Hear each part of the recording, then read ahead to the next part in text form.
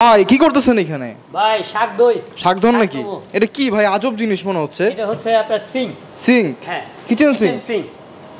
এটাতে আপনার বিভিন্ন অপশন আছে। এটা হচ্ছে আপনার কল ধুবেন, কল ধোয়ার জন্য, সহজে গ্লাস পরিষ্কার করে ফেলবেন।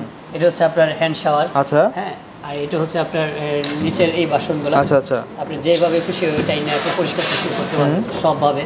আর এটা দিয়ে আপনি ফল টল দিতে পারবেন, ফল ধোয়ার জন্য। আচ্ছা, খুবই সুন্দর আধুনিক।